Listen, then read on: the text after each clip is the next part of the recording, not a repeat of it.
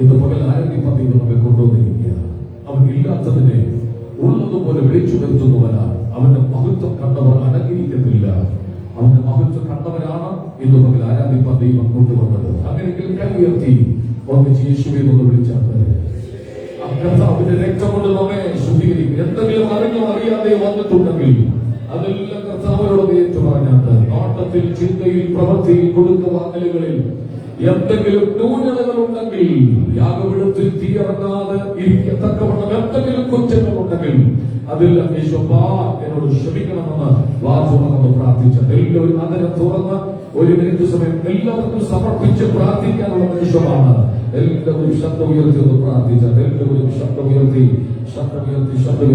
എല്ലാം ശബ്ദം ഉയർത്തി ഒന്ന് പ്രാർത്ഥിച്ച് ശബ്ദം ഉയർത്തി ഒന്ന് പ്രാർത്ഥിച്ച് ശബ്ദം ഉയർത്തി ഒന്ന് പ്രാർത്ഥിച്ച് ശബ്ദം ഉയർത്തി ഒന്ന് പ്രാർത്ഥിച്ച്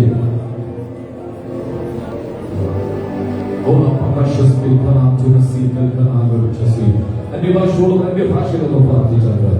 അഭിഷേകങ്ങളോട് പ്രാർത്ഥിച്ചത്.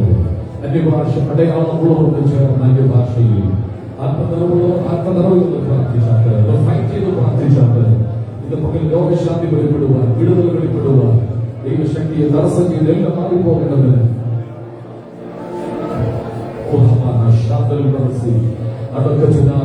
ശബ്ദം ഉയരുന്നില്ല.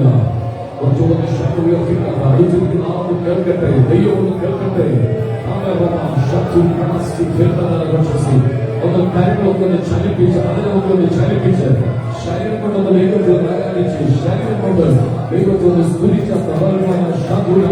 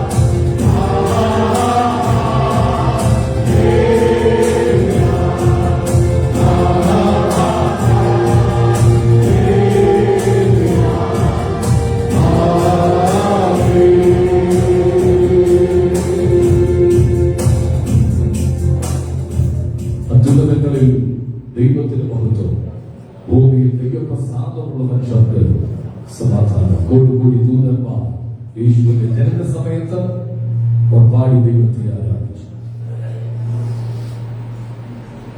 പരിശുദ്ധനായ ദൈവത്തെ സ്തുതികളിൽ വസിക്കുന്നവനെ നമുക്ക് ചേർന്ന് പാടി ആരാധിക്കാം. ആരെയും ആരാധ്യനെ രാജാവി രാജാവുനെ പാടി പുകഴ്ത്തലും ഈ ഗാനം ചേർന്ന് പാടി.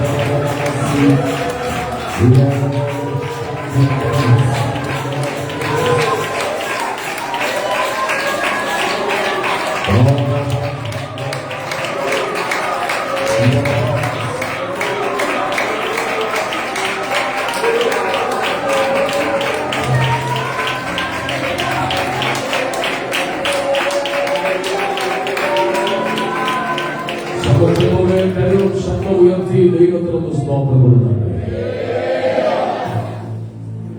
ചോദിക്കുന്നത് ചോദ്യമുണ്ട്, നിങ്ങൾ വിശ്വസിച്ചിട്ട് പരിശുദ്ധാത്മാവിനെ പ്രാപിച്ചു?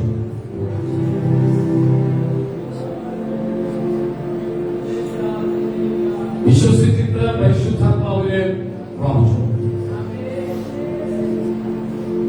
അവർ പറഞ്ഞ പരിശുദ്ധാത്മാവ് ഉണ്ടെന്നുപോലെ ഞങ്ങൾ പരിശുദ്ധാത്മാവിനെ പ്രാപിക്കണം എന്ന നിർബന്ധമുണ്ട്. അതെന്താ ചെയ്യേണ്ടത്? ഉത്സവത്തിന് മഹാദിനം കൊടുക്കുന്നവർ യേശുവിനോട് വിളിച്ചു പറഞ്ഞ് ദാഹിക്കുന്നവരെല്ലാം എന്റെ അടുക്കൽ വന്ന് കുടിക്കട്ടെ. യേശുവിന്റെ അടുക്കൽ വരണം. ദാഹം ഉണ്ടായിരിക്കണം. ഏതെങ്കിലും ഒരു യോഗത്തിൽ ദൈവം എന്നെ അഭിഷേകം ചെയ്യുമെന്ന് നീ വിശ്വസിക്കണം. ഈ ചെയ്യുന്നവന്റെ എവിടെ നിന്ന്? ഉള്ളിൽ നിന്ന്. തിരുവഴുത്ത് പറയുന്നത് പോലെ ജീവജലത്തിന്റെ നദികൾ നിങ്ങൾ രക്ഷിക്കപ്പെട്ടപ്പോൾ നിങ്ങളിൽ പരിശുദ്ധാത്മാവ് വന്നു. പാപത്തെക്കുറിച്ചും നീതിയെക്കുറിച്ചും ന്യായവിധിയെക്കുറിച്ചും ബോധം വരുത്തിയതുകൊണ്ടാണ് രക്ഷിക്കപ്പെട്ടത്. അല്ലാതെ പ്രസംഗിക്കുന്ന ആളുകളുടെ വാചാതുര്യം കേട്ടുകൊണ്ടോ അവരുടെ സൗന്ദര്യം കൊണ്ടുകൊണ്ടോ രക്ഷിക്കപ്പെട്ടതല്ല. യേശുവിനെ രക്ഷകനും കർത്താവായി അംഗീകരിച്ചതാണ്. അടുത്തത്, നിങ്ങളിൽ പരിശുദ്ധാത്മാവുണ്ട്. പക്ഷെ അന്യഭാഷ അടയാളത്തോടുകൂടി പരിശുദ്ധാത്മാവിനെ പ്രാപിച്ചോ എന്നുള്ളതിന്റെ ഏകവും പ്രത്യക്ഷമായ അടയാളം അന്യഭാഷയാണ്. എവിടെയെല്ലാം പരിശുദ്ധാത്മാവ് വന്നു എന്ന് വായിക്കുന്നു അവിടെയെല്ലാം അന്യഭാഷ പറഞ്ഞു എന്ന് എഴുതിയിട്ടുണ്ട്. പത്രോസിനെ വിളിച്ച് കൊർന്നേലിയോസിന്റെ വീട്ടിൽ യോഗം നടത്തുമ്പോൾ അവിടെ ഇരുന്ന് ആരാധിക്കുമ്പോൾ പെട്ടെന്ന് അവിടെ ആത്മാവ് വന്നു. അവർ അന്യഭാഷയെ സംസാരിക്കാൻ തുടങ്ങി. മനസ്സിലാകുന്നുണ്ടോ? അതുകൊണ്ട് നിങ്ങൾ ആഗ്രഹിക്കണം. ഓരോ മീറ്റിംഗിൽ വരുമ്പോൾ ദൈവമേ അവരുടെ അഭിഷേകത്താൽ പറക്കണം. പറയാൻ കാരണം ഇനിയുള്ള കാലഘട്ടം പിടിച്ചു നിൽക്കണമെങ്കിൽ അഭിഷേകത്തിന്റെ ശക്തി നമുക്ക് ആവശ്യമാണ്. ചിലർക്ക് അന്യഭാഷ വീട്ടിലെത്തിരിക്കാം, പക്ഷെ ശരീരത്തിൽ നമുക്ക് ശക്തി ഉണ്ടായിരിക്കാം. അവർ നന്നായി കയ്യിലിരിക്കുമ്പോൾ അന്യഭാഷയുടെ നാവിൽ വരുന്നില്ലായിരിക്കാം. പക്ഷെ നിങ്ങളുടെ മേൽ ശക്തി തന്നിട്ടുണ്ട്. അന്യഭാഷ അടയാളത്തോടെ ബോധിക്കണം. മാറിയപ്പോൾ ഇറങ്ങുന്ന ആത്മാവ് നമ്മുടെ ചർച്ചയിൽ നിന്നും ഇവിടെ ഉണ്ടെന്ന് വിശ്വസിക്കുന്നവർ നമുക്ക് പ്രാർത്ഥിക്കാം.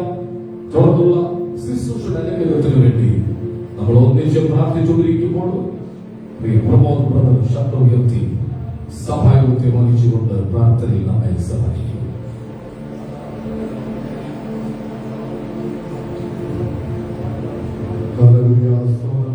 മഹാപരിശുദ്ധനായ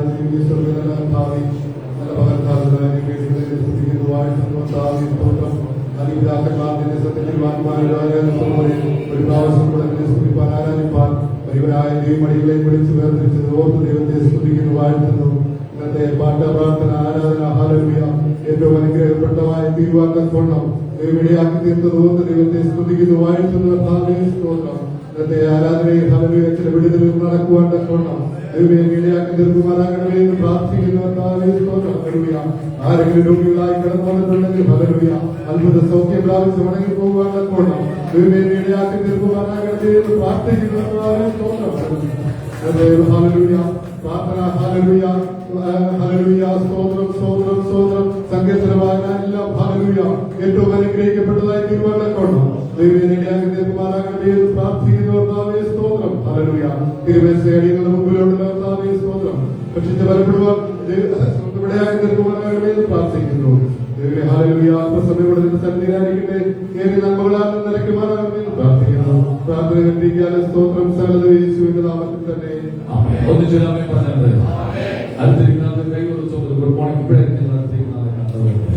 മോർണിംഗ് ഗുഡ് മോർണിംഗ് എന്ന് പറഞ്ഞു ചിരിച്ചോണ്ട് ഇടത് വലഞ്ഞിരിക്കുന്ന ആള് ദൈവസേന സന്തോഷത്തോടിരിക്കണം. ഇവിടെ ആരും വിഷമിച്ചിരിക്കരുത്, സന്തോഷത്തോടിരിക്കണം. രോഗമുണ്ടെങ്കിലും സൗഖ്യം കർത്താവാക്കും, ബലഹീനതയുണ്ടെങ്കിലും ദൈവം ബലപ്പെടുത്തും. എഴുന്നേറ്റ് നിൽക്കാൻ കഴിയുന്നവർ എഴുന്നേറ്റ് നിന്ന് നൃത്തം ചെയ്ത് ദാവീദ് ദൈവത്തിന്റെ പെട്ടെന്ന് എങ്ങനെ ആരാധിച്ചത്? നൃത്തം. കാലുകൾ ഇളകിപ്പോവുകയാണ്. അഭിഷേകത്തിന്റെ വ്യാപാരം വരുമ്പോൾ കാലുകൾ ഇളകിപ്പോകും. അതിലും തുറന്ന ദൈവത്തെ സ്തുതിക്കണം, ശബ്ദം ഉയർത്തി ദൈവത്തെ സ്തുതിക്കണം. ചെറുപ്പാടി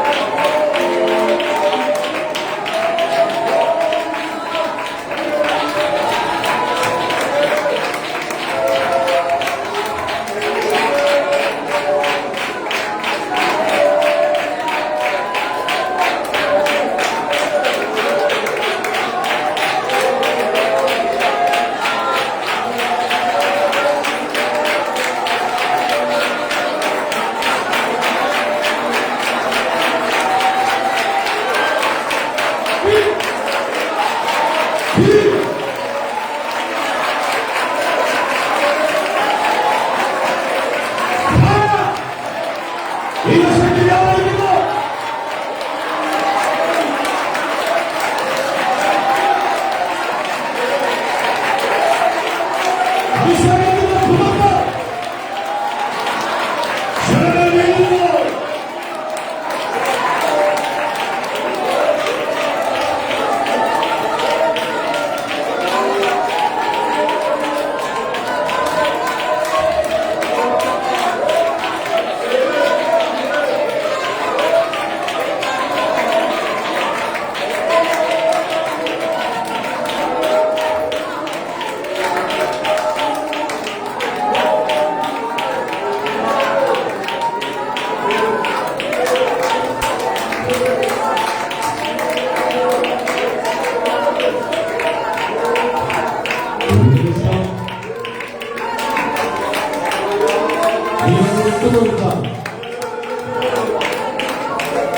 ഒരു നിമിഷം നീ നിന്നെ തന്നെ ഒന്ന് മാറുന്നാൽ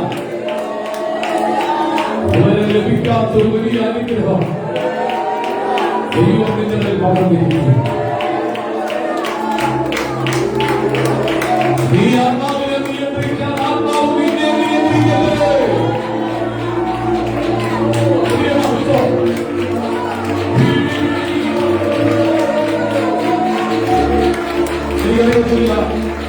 ഭയങ്കര അഭിഷേകത്തിനൊക്കെ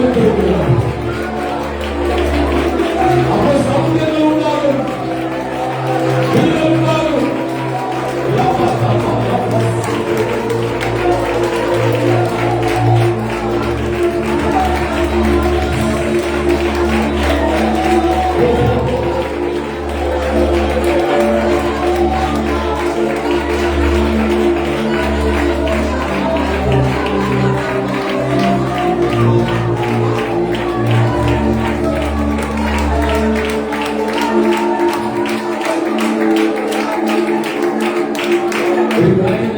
ഇന്നത്തേക്ക് മാത്രം നിങ്ങൾ താഴോട്ട് ഒരു സ്റ്റേജിൽ ഫ്രീ ആയിട്ട് വിട്ടുകൊടുക്കാൻ വീഡിയോ താഴെ ഫ്രണ്ടിലൊന്നും താഴെ ശക്തിപ്പെട്ട വലിയ പ്രവൃത്തി കാണാൻ പോകുകയാണ്. അഭിഷേകം പ്രാപിക്കാൻ ആരെങ്കിലും ഉണ്ടെങ്കിൽ എനിക്ക് ഒന്നുകൂടെ പുതുക്കണം. അഭിഷേകം അങ്ങനെയുള്ളവരുണ്ടെങ്കിൽ ഫ്രണ്ടിൽ ഒപ്പം നിന്നോണോ. ആ കൈകൾ ഉയർത്തിപ്പിടിച്ചുകൊണ്ട്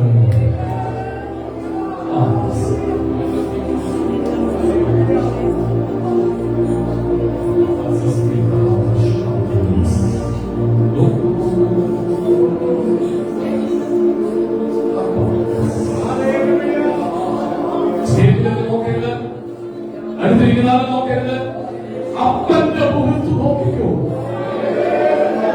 നിന്റെ മുഖം ശോഭ കൊണ്ട് നിറയും. അഭിഷേകം പ്രാപിക്കാൻ ഇഷ്ടമുള്ളവർ ഒന്നുമധികം ശക്തിപ്രാപ്തമൊക്കെ പ്രാർത്ഥിച്ചുകൊണ്ടിരുന്നോ. ഫ്രണ്ടിലുള്ളവരിൽ ഫ്രണ്ടിൽ നോക്കിക്കോ. കുഞ്ഞുങ്ങളെല്ലാം കണ്ണു വെച്ചു പ്രാർത്ഥിച്ചു. അവരെ 3 പേരുടെ പേരാണ് ദൈവം നമുക്ക് അതിൽ മുൻകൂടിയ ദൈവത്തിലെ കണ്ടിരിക്കുക. നിങ്ങൾക്ക് അഭിഷേകം ആവശ്യമാണ്, നിങ്ങൾക്ക് അന്യഭാഷ അറിയാൻ ആവശ്യമാണ്, നിങ്ങൾക്ക് പരിശുദ്ധാത്മാവിന്റെ നിറവ് ആവശ്യമാണ്.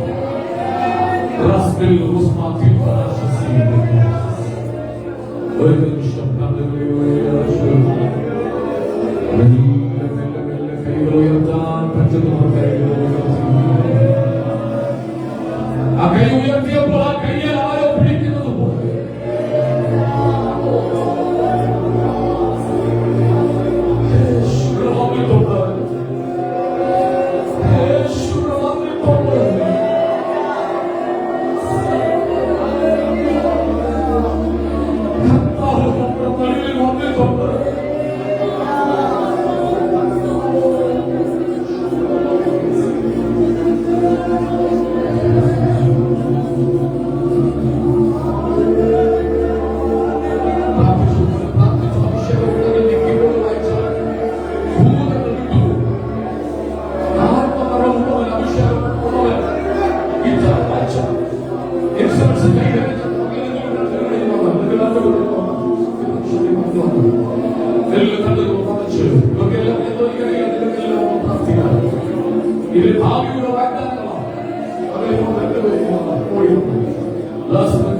അഭിഷേകമുണ്ടെങ്കിൽ നിങ്ങൾക്ക് പാപത്തെ ജയിക്കാൻ പറ്റൂ.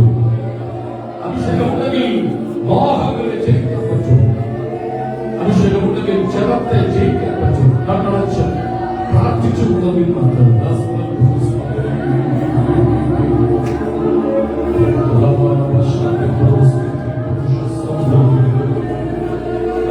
പരിശുദ്ധാത്മാവിന്റെ നവീകരണം സംഭവിക്കുന്നത്. അന്യഭാഷ പ്രാർത്ഥിച്ചുകൊണ്ട് അന്യഭാഷകൾ ഉറക്കെ അന്യഭാഷകൾ അത് ലഭിക്കാത്ത സ്വന്തം സ്വന്തം സ്വന്തം ഇപ്പോൾ സൗഖ്യത്തിന് സംഭവിക്കുന്നു. നല്ല സാന്നിധ്യമുള്ളത് സൗഖ്യമുണ്ട്. ചിലര് പുതപ്പ് വീഴും, അഭിഷേകത്തിന്റെ പുതപ്പ് വീഴും. എനിക്കറിയില്ല ആരുടെ അറിയില്ല.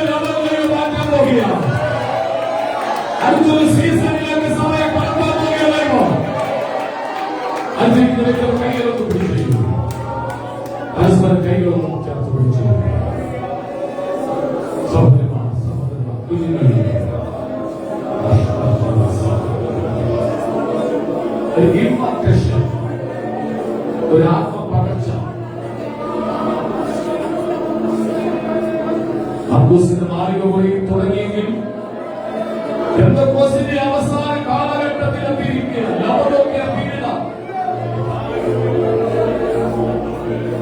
ചിലമേൽ ശുശ്രൂഷയുടെ പുറപ്പ് വീടും ദൈവങ്ങളെ ചിലരെ വേർതിരിച്ച് ശുശ്രൂഷയ്ക്ക് ഇറക്കാൻ പോവുകയാണ്. പ്രാർത്ഥനാ ജീവിതം മടുത്തു പോകാതെ എപ്പോഴും പ്രാർത്ഥന മുറിയിൽ ഇരിക്കത്തക്ക ഒരു തോന്നൽ അല്ല, സത്യമായ കാര്യം നടക്കാൻ പോവുകയാണ്. എപ്പോഴും പ്രാർത്ഥിക്കണം എന്നുള്ള പ്രാർത്ഥനയുടെ അഭിഷേകം ആവശ്യമുള്ളവർ ഈ പറയുമ്പോൾ ചിലത് സമ്മതിക്കത്തക്കവണ്ണം എനിക്കൊരു പ്രമോഷൻ വരും തരാൻ പോവുകയാണ്.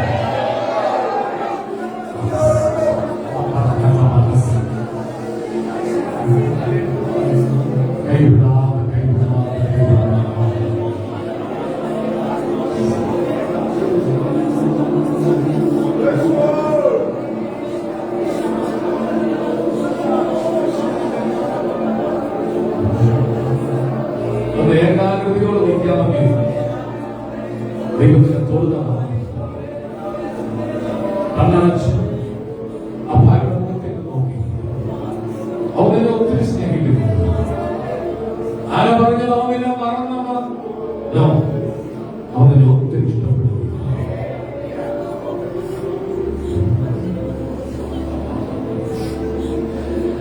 ഞാനൊന്ന് പ്രസംഗിച്ചില്ലെങ്കിലും അവരുടെ എന്താ ചെയ്യുന്നത് ചെയ്യട്ടെ.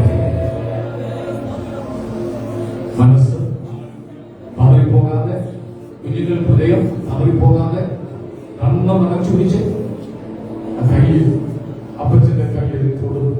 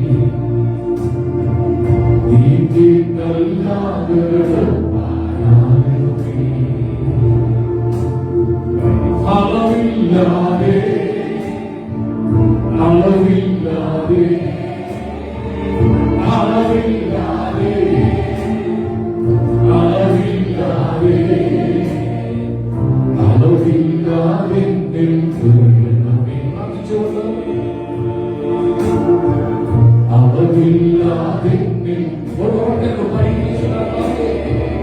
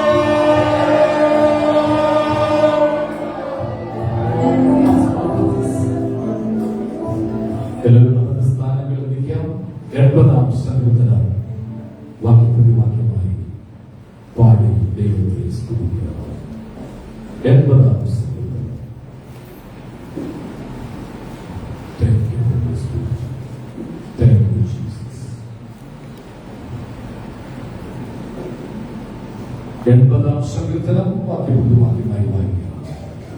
ആട്ടിൻകൂട്ടത്തിൽ പുലൻ ജോസഫിനെ നടത്തുന്നവനായി ഇസ്രായേലിന്റെ ഇടയനായുള്ളവയെ ചുരുക്കൊള്ളണമേ. കിരുബിൽ മേൽ അധിവസിക്കുന്നവനെ പ്രകാശിക്കണമേ.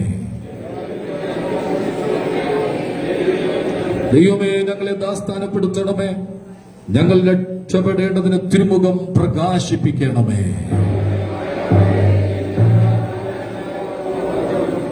നീ അവർക്ക് കണ്ണുനീരിന്റെ അപ്പം തിന്മാൻ കൊടുത്തിരിക്കുന്നു. അനവധി കണ്ണുനീർ അവർക്ക് കുടിപ്പാൻ കൊടുത്തിരിക്കുന്നു.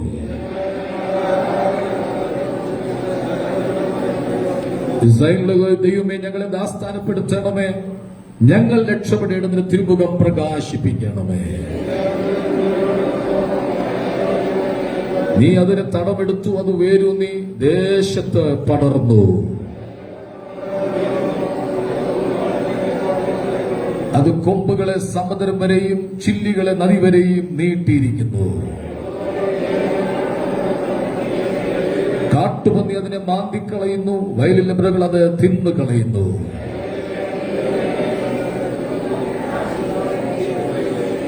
നിന്റെ വലം കൈ നട്ടിട്ടുള്ളതിനെയും നീ നിനക്കായി വളർത്തിയ തൈയെയും പാലിക്കണമേ.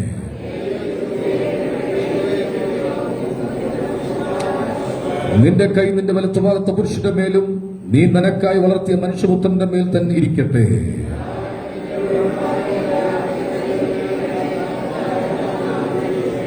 അടുത്ത വാക്യം ചേർന്ന് വായിക്കുക.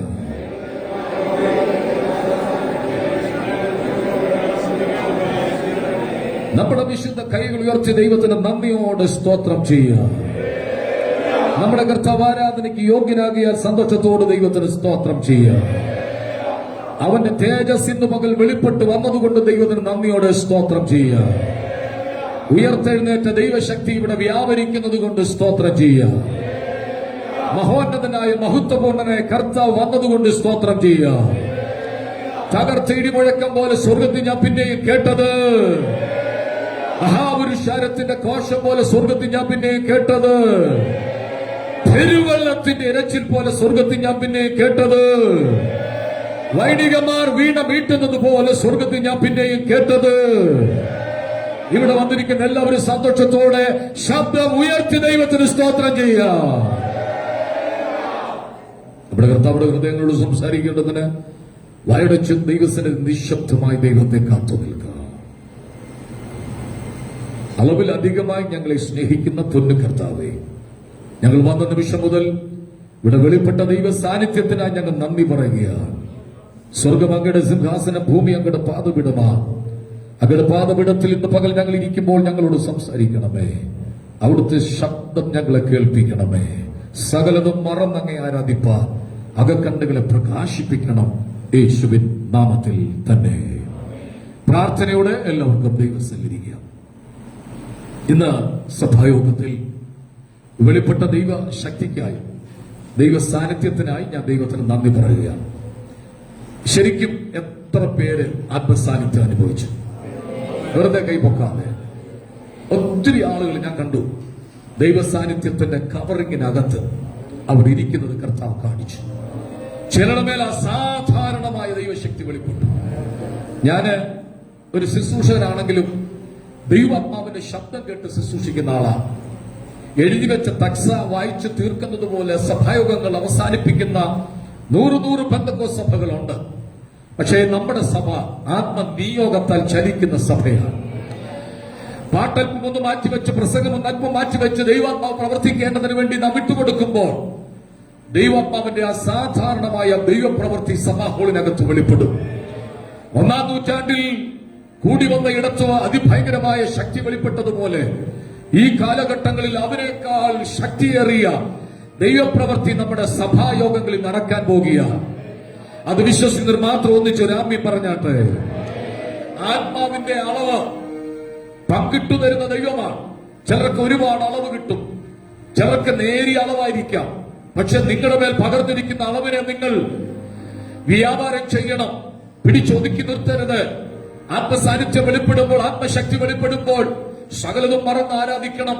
ഈ സഭയിൽ നൃത്തം ചെയ്ത് ആരാധിക്കാൻ സ്വാതന്ത്ര്യമുണ്ട്, തുള്ളിച്ചാടി ആരാധിക്കാൻ സ്വാതന്ത്ര്യമുണ്ട്, വീണ് കിടന്ന് ആരാധിക്കാൻ, മുട്ടയിലിരുന്ന് ആരാധിക്കാൻ. നമ്മുടെ ആരാധന മറ്റാർക്കും ഡിസ്റ്റർബ് ആകാതെ ഇവിടെ ദൈവ പ്രവൃത്തി വെളിപ്പെടുമ്പോൾ അതിന് വിട്ടുകൊടുക്കണം. എന്തുകൊണ്ട്? ദൈവത്തിന് നിങ്ങളെ കുറിച്ചൊരു പദ്ധതിയുണ്ട്.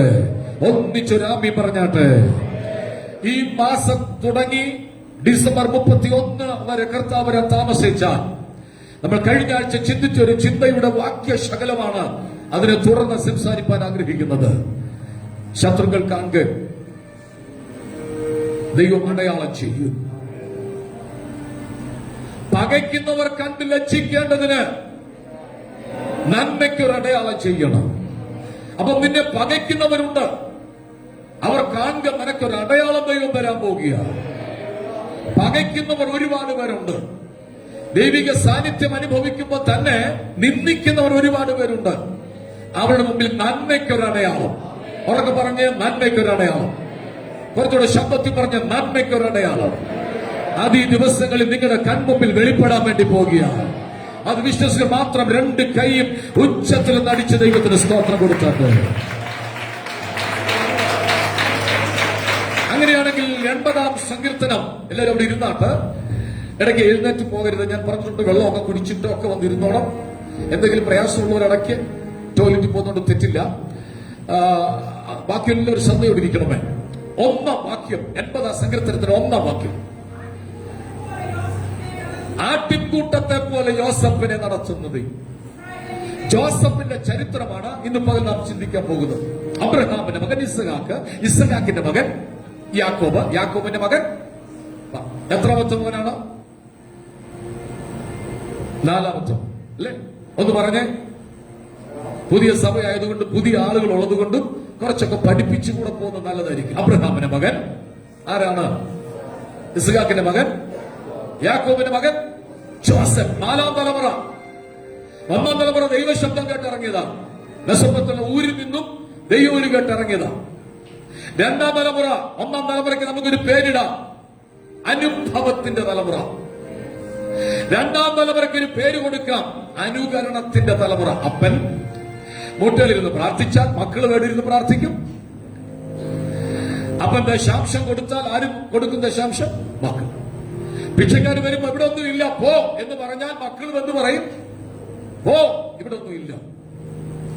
മനസ്സിലാവുന്നുണ്ടോ? അപ്പൻ കട്ടിലിരുന്ന് പ്രാർത്ഥിച്ചാൽ മക്കൾ തട്ടുപുറത്ത് കയറിയിരുന്നു പ്രാർത്ഥിക്കും. ഒന്നാം തലമുറ അനുഭവത്തിന്റെ തലമുറ. അങ്ങനെയുള്ളവരെ തകർക്കാൻ ഒരു ശക്തിക്ക് കഴിയത്തില്ല. രണ്ടാം തലമുറ അനുകരണം, എല്ലാം അനുകരണമാണ്. ഒരാൾ കൈ വീശുന്നുണ്ടെങ്കിൽ അടുത്ത ആൾ എന്ത് ചെയ്യാം? എന്താ ഞാനും കൂടെ എന്ത് ചെയ്യുന്നത്? അനുകരണത്തിന്റെ തലമുറ. മൂന്നാം തലമുറ വന്നപ്പോൾ അഭിനയമായി മാറി, എല്ലാം പ്രഹസനങ്ങളും പ്രകടനങ്ങളുമായി മാറി. നാലാം തലമുറ വന്നപ്പോൾ ഒരു സീസൺ ഓപ്പൺ ആകുക. മനസ്സിലായില്ല? ഈ തലമുറ ഇവിടെ കൊണ്ട് അവസാനിച്ച് അടുത്തൊരു തലമുറയ്ക്ക് വേണ്ടി ദൈവം പ്രവർത്തിക്കാൻ പോകുക. അതിനൊരു വാക്യം ഞാൻ പറയാം. യഹോവ ജോസഫിന്റെ കൂടെ ഇരുന്നു, അവൻ കൃതാർത്ഥനായി. ദൈവം കൂടെ ഇരിക്കുന്ന സാന്നിധ്യം ദൈവം നിങ്ങൾക്ക് തരാൻ പോകുക. ദൈവം കൂടെ ഉണ്ടെങ്കിൽ മേഖലകൾ വിജയമാക്കി മാറ്റും. എങ്ങനെ? ഞാൻ താഴ്ച പ്രാപിക്കത്തില്ല, ഞാൻ ഉയർച്ച പ്രാപിക്കും. ആ വാക്യം എല്ലാ ആഴ്ചയിലും ഒന്ന് പറയാൻ പോവുക. ഒന്ന് പറഞ്ഞേ. എത്രയും ശബ്ദത്തിൽ പറയാമോ അത്രത്തോളം ഉയർച്ചയിലേക്ക് എത്തും. ഉറക്കെന്ന് പറഞ്ഞേ. സഹോദരിമാര് മാത്രം ഒന്ന് പറഞ്ഞാട്ടെ. ഈ സഹോദരന്മാർ മാത്രം ഒന്ന് പറഞ്ഞാട്ടെ. ഞാൻ താഴ്ച പ്രാപിക്കത്തില്ല, ഞാൻ ഉയർച്ച തന്നെ പ്രാപിക്കും. ജോസഫിന്റെ കൂടെ ദൈവം ഇരുന്നു. വായിക്കാൻ വേഗത്തിൽ ബൈബിൾ എല്ലാവരും ഒന്ന് തുറന്നിട്ട് ജോസഫിന്റെ ചരിത്ര ഭാഗത്തേക്ക് നമുക്ക് നോക്കാം. ഉൽപ്പത്തി പുസ്തകം 37-ാം അധ്യായത്തിന്റെ എല്ലാവരും ബൈബിൾ തുറന്ന് 9-ാമത്തെ വാക്യം മുതൽ ഓടിച്ചു വായിക്കാം.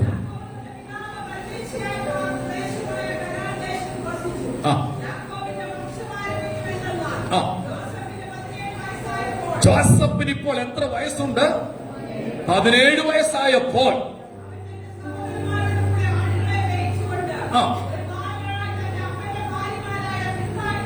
ബിൽഹയുടെയും ശില്പിയുടെയും മക്കൾ ചെയ്യുന്ന ദുസ്വഭാവങ്ങൾ ആരോട് വന്ന് പറയും?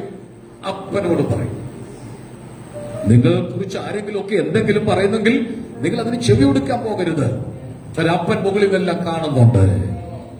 അത് ക്ലിയർ ചെയ്യാൻ പോയി കഴിഞ്ഞാൽ പ്രശ്നമായി മാറും. അടുത്ത വാക്യമാണ് അതുകൊണ്ട് ജോസഫ് വാർദ്ധക്യത്തിലെ മകനായതുകൊണ്ട് യാക്കോബ് എല്ലാ മക്കളെക്കാളും കൂടുതൽ ഇഷ്ടം ആരോടാ? എല്ലാ മക്കളെക്കാളും കൂടുതൽ ഇഷ്ടം ആരോടാണ്? ജോസഫിനോട്. എന്തുകൊണ്ട്? ബിൽഹയുടെയും ശില്പയുടെയും മക്കൾ ചെയ്യുന്ന അരുതാത്ത പ്രവൃത്തികൾ അപ്പന്റെ അടുക്കൽ വന്ന് പറയും. അപ്പൻ അതുകൊണ്ട് കൂടുതൽ ആരോട് ഇഷ്ടം തോന്നി? ഒന്ന്, ആ വാർത്തകൾ വന്ന് പറയുന്നത് കൊണ്ട് ഇഷ്ടം തോന്നി.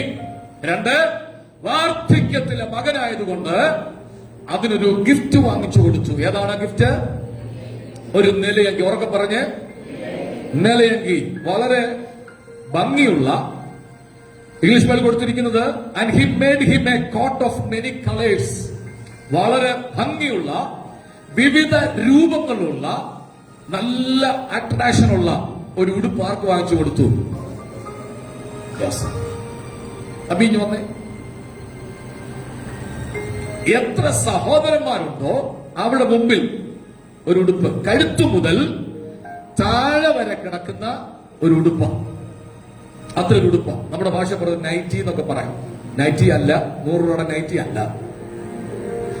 അല്ലെ അച്ഛന്മാർ പുരോഹിതന്മാരിടുന്ന കഴുത്ത് തൊട്ട് താഴെ വിവിധ കളറുകളുണ്ട്. ആ കോട്ടിന് കളറുകളുണ്ട്, ഭംഗിയുള്ള കളറുകളുണ്ട്. ആര് കണ്ടാലും എന്ത് ചെയ്യും? നോക്കും. അപ്പൻ ഇഷ്ടപുത്രനായതുകൊണ്ട് ഒരു നല്ല നിലയങ്കി കൊടുത്തു. ഈ ചെറുക്കനാകട്ടെ ഇത് ഇട്ട നിമിഷം മുതൽ ഓടിച്ചെന്ന് രൂപന്റെ അടുക്ക ചെന്ന് ചോദിച്ചു, അച്ചാച്ചാ ഇതെങ്ങനെ ഉണ്ട്? ആര് തന്നാടാ? അപ്പൻ തന്നാ. ഞങ്ങൾക്ക് തരാതെ നിനക്ക് തന്നോ? ശിമയോന്റെ അടുക്ക ചെന്നു. ശിമയോൻ, അച്ചാച്ചാ ഇതെങ്ങനെ ഉണ്ട്? ആര് തന്നാടാ? അപ്പൻ തന്നതാ. ചെറിയ പ്രശ്നമാ, അത് വലിയ കാടായി മാറി, വലിയ തീയായി മാറി. എന്താ? ജോസഫിനെ ഒറ്റപ്പെടുത്തി നിർത്തിയിട്ട് ബാക്കി എല്ലാവരും കൂടെ ഒരു യൂണിറ്റി ഉണ്ടാക്കി.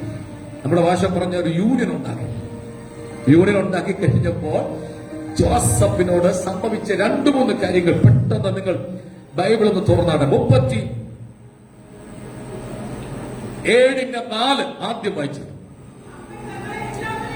അപ്പൻ തങ്ങളെ എല്ലാവരെ കാട്ടിലും ജോസഫിനെ ഒത്തിരി എപ്പോ നോക്കിയാലും ജോസഫ് ആരുടെ അടുത്ത് നിൽപ്പുണ്ട്? അപ്പന്റെ അടുത്ത് നിൽപ്പുണ്ട്. അപ്പനും ജോസഫും തമ്മിൽ ഭയങ്കര ഇഷ്ടമാണ്, താല്പര്യമാണ്. നിങ്ങൾക്ക് ദൈവം തന്ന മക്കളെ നിങ്ങൾ ഒരുപോലെ സ്നേഹിക്കണം. ഹലോ, 3 മക്കളുണ്ടെങ്കിൽ 3 പേരെ ഒരുപോലെ സ്നേഹിക്കണം. അബിയോട് കൂടുതൽ ഇഷ്ടം, അക്കുവിനോട് ഇഷ്ടക്കുറവ് തോന്നുന്നെന്ന് തോന്നരുത്. ഒരു ഉടുപ്പ് വാങ്ങിച്ചാൽ ആർക്കൂടെ വാങ്ങിക്കണം? അക്കുവിന് ഒരു ഉടുപ്പ് വാങ്ങിച്ചാൽ ആർക്കൂടെ വാങ്ങിക്കണം? അങ്ങനെ കിട്ടുന്നുണ്ടോ? ഇല്ല. ബാക്കി സഹോദരന്മാരുടെ മുമ്പിൽ കിട്ടിയ ഉടുപ്പ് വിട്ടുകൊണ്ട് നിന്നപ്പോൾ അവർ ഒറ്റ യൂണിയനായിട്ട് ഇവനെ വീടിനകത്ത് എന്ത് ചെയ്തു? അവഗണിച്ചു.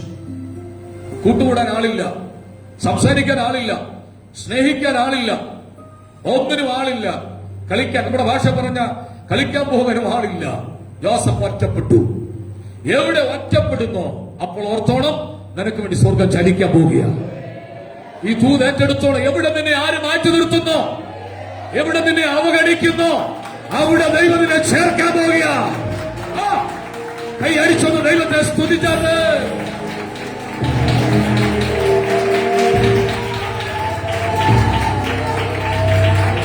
ആ വാക്യം എങ്ങനെ കണ്ടത്? സമാധാനത്തോട് ആരോട് സംസാരിക്കുന്നില്ല. ഈ ദിവസങ്ങൾ ആരെങ്കിലും നീ സംസാരിച്ചു തുടങ്ങുമ്പോൾ അസ്വസ്ഥ മനസ്സുണ്ടാക്കുന്നെങ്കിൽ ഓർത്തോ, നിന്റെ ഒരു വിളി കിടപ്പുണ്ട്. നീ ചെയ്യുന്ന കാര്യത്തിൽ ആരെങ്കിലും തടസ്സമുണ്ടാക്കുന്നെങ്കിൽ ഓർത്തോ, അസാധാരണമായ ഒരു വിളി നിന്റെ അകത്ത് കിടക്കുക.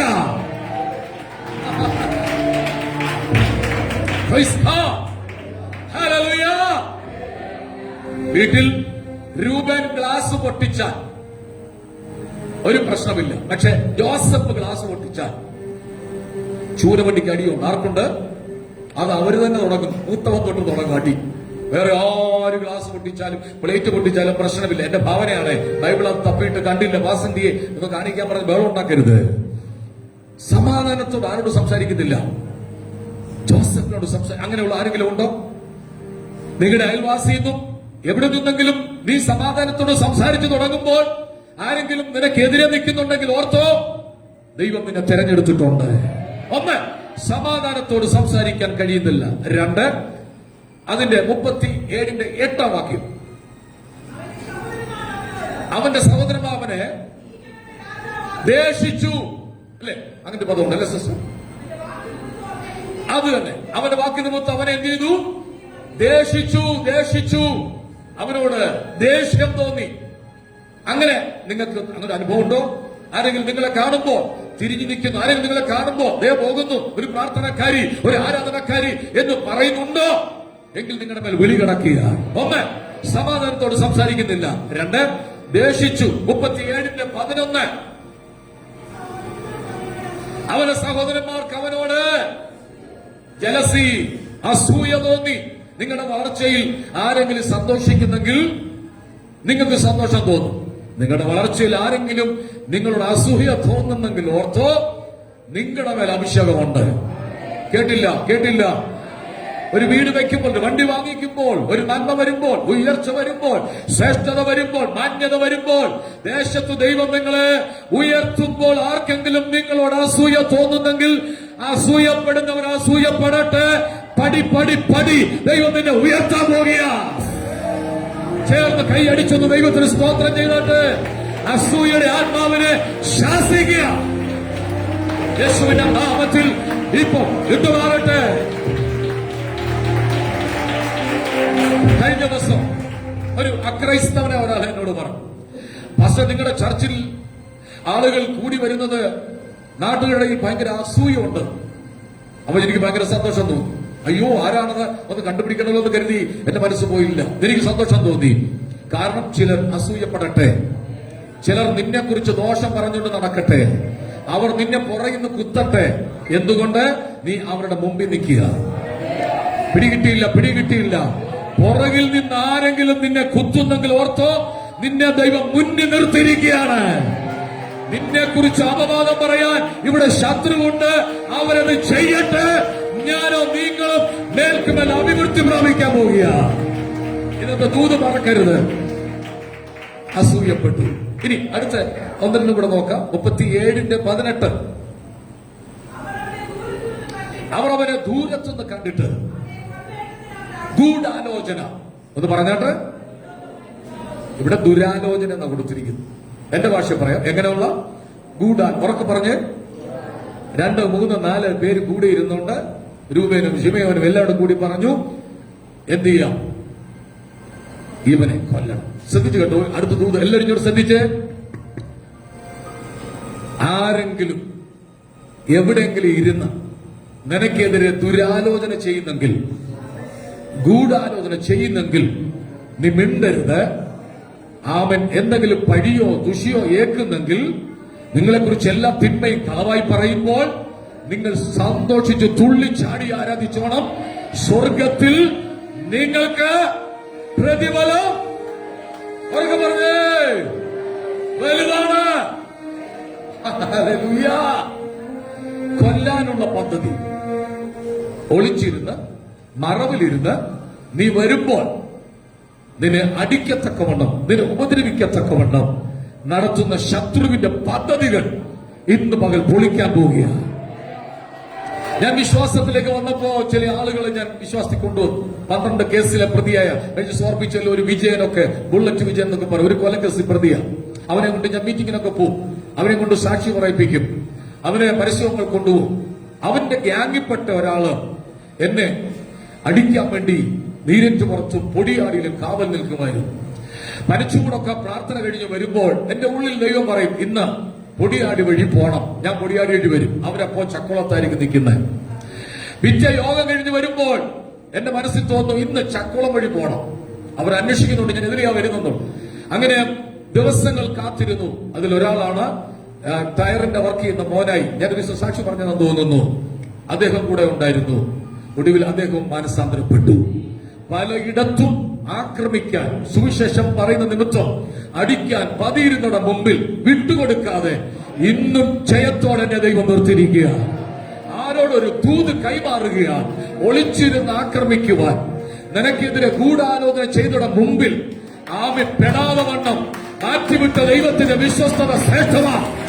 നീ അറിയാതെ നിന്നെ മാറ്റിവിട്ടത് ദൈവത്തിന്റെ വിശ്വസ്തതയാ. ആ കൈയടിച്ചൊന്ന് ദൈവത്തിന്റെ ആത്മാവിൽ ഒന്ന് സ്തോത്രം ചെയ്താട്ട്. ഗൂഢാലോചനകൾ ദൈവം പൊളിക്കാൻ പോകുക. നിനക്കെതിരെ, നിന്റെ സഭയ്ക്കെതിരെ, നിന്റെ കുടുംബത്തിനെതിരെയുള്ള ഗൂഢാലോചനകളെ ദൈവം പൊളിക്കുകയാ.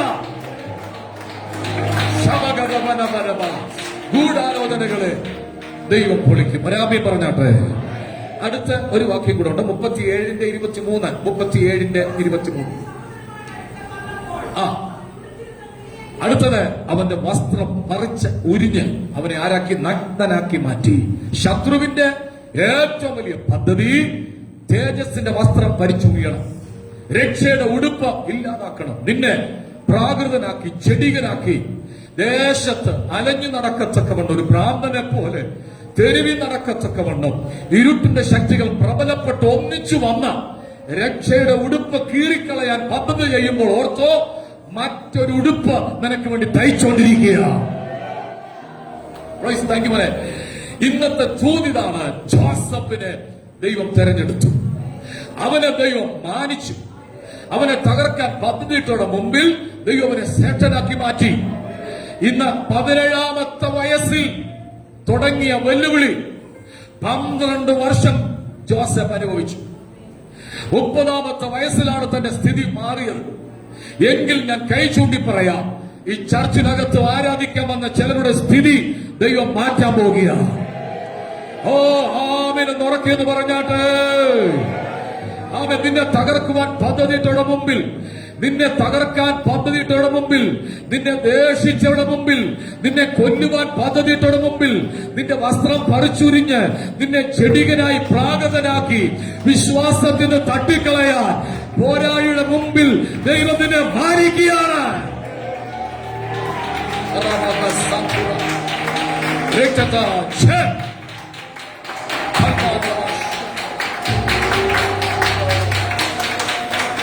അടുത്ത വിഷയത്തിൽ ഇതാണ് ജോസഫിന്റെ ജീവിതത്തിൽ സംഭവിച്ച ചെറിയ പ്രശ്നം. ഇനി അടുത്തത്, ഈ വിഷയങ്ങളെല്ലാം ഉണ്ടായപ്പോൾ താൻ കൃപയിന്ന് പോയില്ല, താൻ പ്രാർത്ഥിക്കാൻ തുടങ്ങി. ദൈവത്തോട് പ്രാർത്ഥിച്ചപ്പോൾ ദൈവം ഒരു സ്വപ്നം കൊടുത്തു. ആരെങ്കിലും ഉപദ്രവിക്കുന്നുവെങ്കിൽ നീ പ്രാർത്ഥിച്ചാൽ മതി. ദൈവം നിനക്ക് സ്വപ്നങ്ങൾ തരും, ദൈവം നിനക്ക് ആലോചന തരും, ദൈവം നിനക്ക് ദൂത് തരും. ജോസഫ് സ്വപ്നം കണ്ടു. ആദ്യത്തെ സ്വപ്നം എന്താണ് മക്കളെ? ശ്രദ്ധിച്ചോളാം. ആദ്യത്തെ സ്വപ്നം, നമ്മൾ എല്ലാരും കൂടെ വയലിൽ കറ്റ കെട്ടിക്കൊണ്ടിരിക്കുമ്പോൾ ഞാനൊരു കാഴ്ച കണ്ടു. നിങ്ങളുടെ കറ്റ എഴുന്നേറ്റ് നിന്ന് എന്റെ കറ്റയെ നമസ്കരിക്കും. ഒന്നാമത്തെ സ്വപ്നം ജോസഫ് കാണുക. ദുഷിക്കുമ്പോൾ, ഒറ്റപ്പെടുത്തുമ്പോൾ, അവഗണിക്കുമ്പോൾ, നിന്ദിക്കുമ്പോൾ, വസ്ത്രം പറിച്ചുരിയുമ്പോൾ, കൊല്ലാൻ പദ്ധതി ഒരുങ്ങുമ്പോൾ സ്വർഗം നിനക്ക് വേണ്ടി സ്വപ്നം തരും. ഈ ചർച്ചിനകത്ത് ചിലരെങ്കിലും സ്വപ്നം കാണുന്നവരായി മാറട്ടെ എന്ന് ഞാൻ ആത്മാർത്ഥമായി പ്രാർത്ഥിക്കുക. സ്വപ്നം കൊടുത്തു. ആ സ്വപ്നം കണ്ടു. നമ്മുടെ ഭാഷ പറഞ്ഞാൽ രാവിലത്തെ പ്രഭാത പ്രാർത്ഥനയിൽ എല്ലാവരും ഒന്നിച്ചിരുന്ന് പാട്ടുപാടി പ്രാർത്ഥിക്കുമ്പോൾ അപ്പൻ യാക്കോബ് ചോദിച്ചൊരു ചോദ്യമുണ്ട്. മക്കളെ, ഇന്നലെ കിടന്നുറങ്ങിയപ്പോൾ ആരെങ്കിലും സ്വപ്നം കണ്ടിട്ടുണ്ടോ? ഉണ്ടെങ്കിൽ എഴുന്നേറ്റ് പറ. രൂപനെ, അവന് നമ്മുടെ ഭാഷ പറഞ്ഞ ഉറക്കക്ഷീണം അങ്ങോട്ട് മാറിയിട്ടില്ല. രാവിലെ വിളിച്ചുണർത്തി എഴുന്നേപ്പിച്ചിരുത്തിയതല്ലേ, അറിയാതെ പുള്ളി കുമ്പിടുന്നുണ്ട് ഇടയ്ക്കിടയ്ക്ക്. എന്റെ ഭാഷയാണ്. രൂപൻ പറഞ്ഞു ഇല്ല. അടുത്ത ആളോട് ചോദിച്ചു, ഉണ്ടോ മോനെ നിനക്ക്? ഇല്ല. എല്ലാ മക്കളോടും ചോദിച്ചു, ആർക്കില്ല. ഒടുവിൽ ജോസഫിനോട് ചോദിച്ചു, ജോസഫേ മോനെ, നീ സ്വപ്നം കണ്ടോവല്ലോ? ഉണ്ട് പപ്പ, എനിക്കൊരു 2 മിനിറ്റ് സമയം തരണം. ജോസഫ് എഴുന്നേറ്റു. വയലിൽ നമ്മളെല്ലാം കൂടെ കറ്റ കെട്ടിക്കൊണ്ടിരിക്കുമ്പോൾ നിങ്ങളുടെ കറ്റ എഴുന്നേറ്റ് നിന്ന് എന്റെ കറ്റയെ നമസ്കരിക്കുന്നു. പെട്ടെന്ന് ഞെട്ടിപ്പോയി എല്ലാവരും. ഇടീ ചെറുക്കൻ സാധാരണക്കാരനല്ല, ഇവൻ അസാധാരണക്കാരനാണ്. അസാധാരണ മണ്ഡലത്തിലൂടെ ദൈവം ചിലരെ കടത്തിവിടാൻ വേണ്ടി പോകുക. സ്വപ്നങ്ങളും അതിന്റെ വ്യാഖ്യാനങ്ങളും ദൈവം നിനക്ക് തരാൻ വേണ്ടി പോകുക. വീണ്ടും ഒരു ചോദ്യം ചോദിക്കുന്നു, മനെ, നീ കണ്ട സ്വപ്നം എന്താണ്? അത് വലിയ സ്വപ്നമാണല്ലോ. ചില ആളുകളൊക്കെ സ്വപ്നം കാണാറുണ്ട്, പക്ഷെ വ്യാഖ്യാനിക്കാൻ ആളില്ല. വ്യാഖ്യാനിച്ചു കൊടുക്കാൻ ആളില്ലാത്തത് കൊണ്ട് സ്വപ്നം എന്താണെന്ന് അറിയാതെ പോകുക. ചില ആളുകൾ കാണുന്ന സ്വപ്നങ്ങൾ എന്ന് പറഞ്ഞാൽ വെട്ടാൻ വരുന്നതാ. ഈ രാത്രിയിൽ ഉറങ്ങുമ്പോ കൊടുവാളും കൊണ്ട് വെട്ടാൻ വരിക. ചില ആളുകൾ സ്വപ്നം കാണുന്നത് ആന എഴുന്നള്ളി വരുന്ന ആനയാ കാണുന്നത്. ചില ആളുകൾ കാണുന്ന പാമ്പിനെയാണ് കാണുന്നത്. ആനയെ കാണിക്കുന്നത് ജഡിക ശക്തിയാണ്. ആനയെ സ്വപ്നം കണ്ടാൽ എന്തോ ഒരു പോരാട്ടമുണ്ടാകുമെന്ന് ചിലരൊക്കെ പറയുന്നുണ്ട്. മയിലിനെ സ്വപ്നം കണ്ടാൽ അത് നീളത്തെ കാണിക്കുക. പാമ്പിനെ സ്വപ്നം കണ്ടാൽ അത് സെക്സിനെ കാണിക്കുക. പാമ്പ് കൊത്തുന്നത് കാണുക, പാമ്പ് കടിക്കുന്ന കാണുക. ചിലരെ പാമ്പെന്ന് വരിഞ്ഞു മുറുക്കുക. ഉറക്കം വിളിക്കുന്നുണ്ട്, പക്ഷെ ശബ്ദം പുറത്തു വരുന്നില്ല. പക്ഷെ ജോസഫ് കണ്ട സ്വപ്നം സുഖകരമായ സ്വപ്നമാണ്. പണ്ടൊരു അമ്മച്ചി പറഞ്ഞ പോലെ, ഞാനൊരു സ്വപ്നം കണ്ടു പാസ്റ്ററെ, ഒരു പെട്രോമാക്സ് കത്തുന്നുണ്ട്, പക്ഷെ അതിനകത്ത് മാൻഡിലില്ല. മാൻഡിലില്ലാതെ ഒരു പെട്രോമാക്സ് എന്ത് ചെയ്യത്തില്ല, കത്തത്തില്ല. ആ സ്വപ്നങ്ങളല്ല വേണ്ടത്.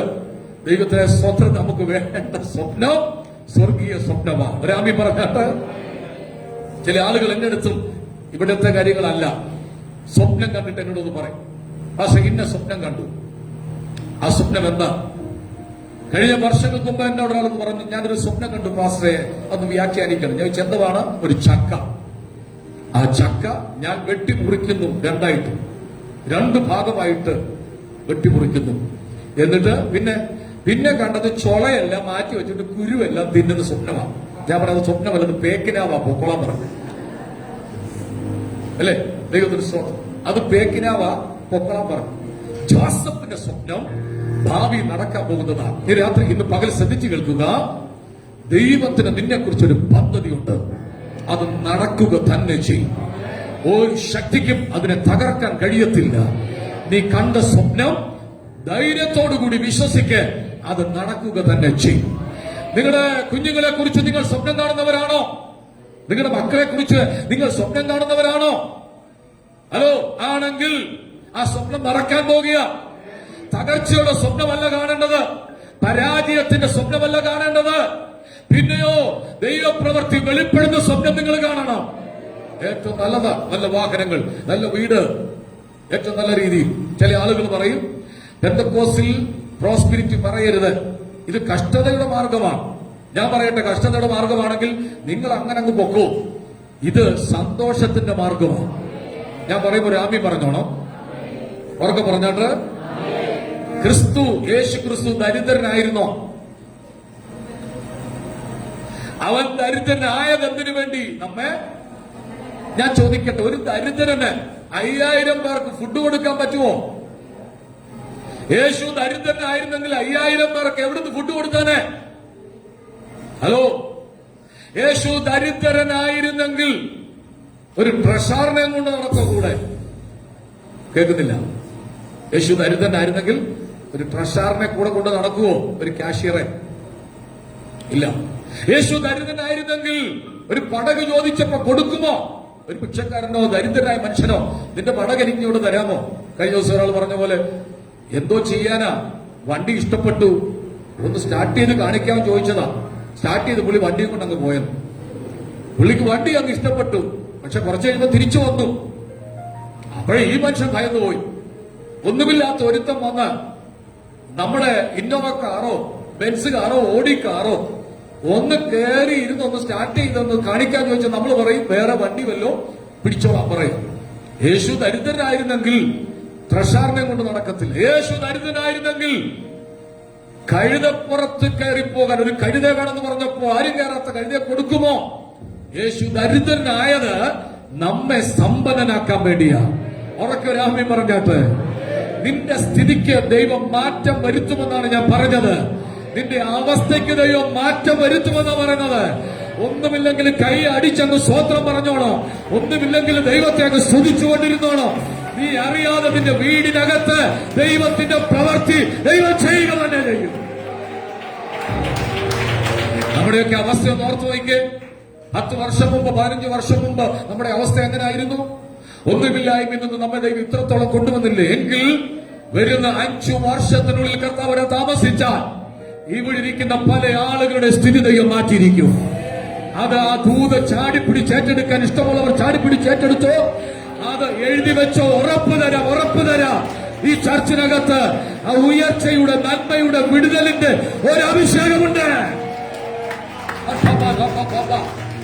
കർത്താവോട് പറയുന്നു, താഴ്ചയിലിരുന്നവർ, വീണുപോയവർ, തകർന്നുപോയവർ, താണുപോയവർ, ഞെരുക്കത്തിലിരുന്നവർ, ഇന്നലത്തെ കണക്ക് പറഞ്ഞുകൊണ്ടിരിക്കരുത്. ഇനി മേലിൽ ഒന്നുകൂടെ പറയാം, തകർച്ചയുടെ കണക്ക് തീർന്നു, ഉയർച്ചയുടെ കണക്ക് പറയാൻ പോകുക. വായ്പ വാങ്ങിക്കുന്ന നിന്റെ കൈക്കകത്ത് ദൈവം സമ്പത്ത് വെച്ച് തരാൻ പോകുക. വിശ്വസിക്കുന്ന മാത്രം ആദ്യം പറഞ്ഞാൽ മതി.